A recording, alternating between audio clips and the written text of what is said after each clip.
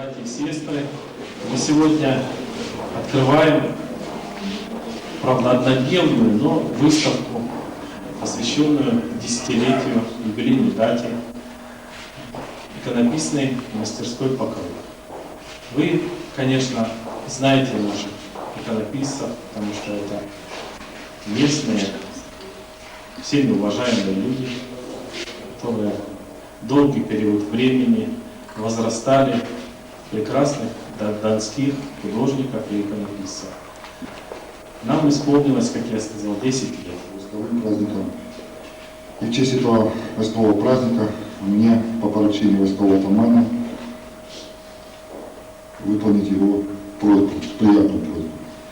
На основании приказа атамана Всевеликого войска Донское за активное участие в деле возрождения донского казачества, воспитания подрастающего поколения в духе славных казачьих традиций и веры православной, а также в честь воскового праздника Покрова Пресвятой Богородицы приказываю наградить медалью за возрождение донского казачества протоиерея Александра Овчинникова, благочинного Семипетроградского округа. Поздравляю.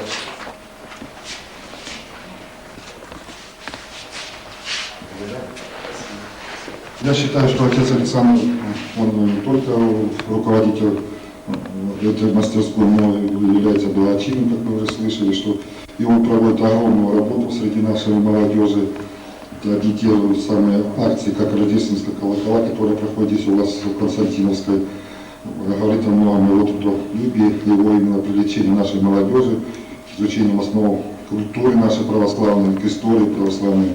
Ну, как у нас на Дону говорят, Люба отцу Александру.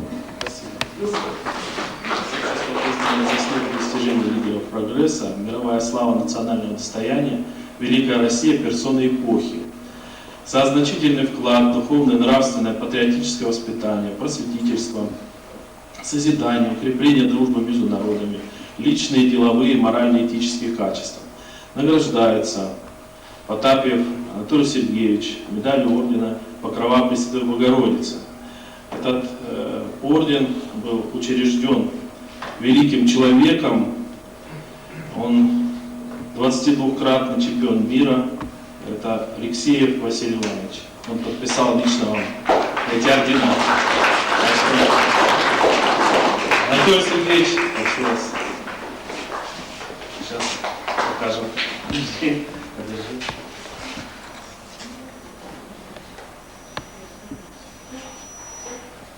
Вот такой орден. Я думаю, заслуженно. Ну, одевать что? Буду одевать. Дырки просверлил? Откладывай. Давай.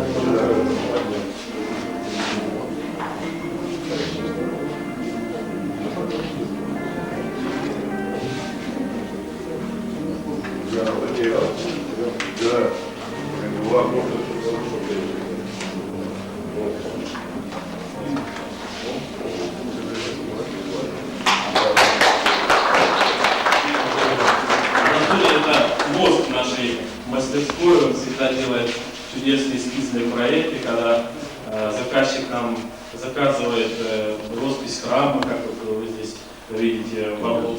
И тут приходится, конечно, трудиться человек, который создает эскиз. А это практически та же работа, только в миниатюре и очень сложно. И вот Анатолий у нас всегда этим занимается. Есть у нас и трудоголик Орехов Николай Николаевич. Он пишет, как говорят, личное, то есть он пишет лики. И это, для этого нужно огромную усидчивость иметь. Николай Николаевич, давай. А есть вода? Поздравляем.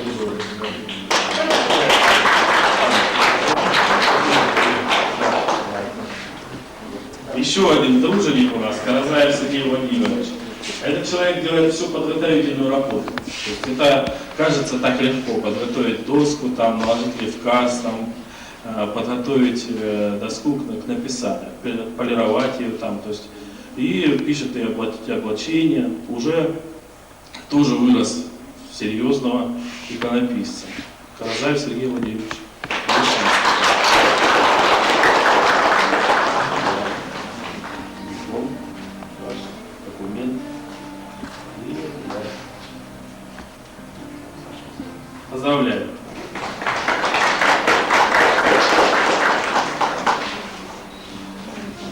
сейчас, может, кто-то хочет выступить. Вот у нас есть еще более старший иконописец Михаил Дмитриевич Алыбаев. Может, он пару слов нам скажет. У него 20-летие иконописного стажа уже. Да. Так что- Конечно, хочется поздравить. Поздравить не просто с какой-то датой, а именно с тем, что мальчики выросли в таких серьезных уже иконописцев. Я за ним наблюдаю, конечно, в свое время. То есть, в смысле как? Прихожу, смотрю, не подсказываю, не учу там чему-то, когда если попросят. А так, в принципе, что ребята очень хорошо выросли. Это, в общем-то, радостно еще от того, что это бывшие ученики в художественной школе. Еще вот отец Артем, вот здесь его работает, тоже есть великолепные уже работы. Молодцы, поздравляю. Кафедрального собора Новочеркасского висит на почетном месте в нише наша икона Яна Русского. И она подарена, заказывала нам ее писательница, донская писательница Камышная, и подарила она эту икону в дар Кафедральному Новочеркасскому собору. А для каждого иконописца, для каждого человека, который что-либо делает в творчестве, всегда венцом на Дону считалось, что его работу возьмут в Новочеркасский кафедральный собор, потому что это один из крупнейших храмов России и самый, наверное, красивый из всех. Наряду со Свинцовым висит. Да, там росписи Васнецова, и тут висит наша работа. Конечно, это радостно. Я хотел бы передать слово настоятелю одного из тоже очень прекрасных храмов Дона. Это в Слободе Большая Мартыновка, есть храм огромный, в котором даже пел Шаляпин. То есть он исторически очень интересный. И отец Владимир хотел нам тоже пару добрых слов сказать.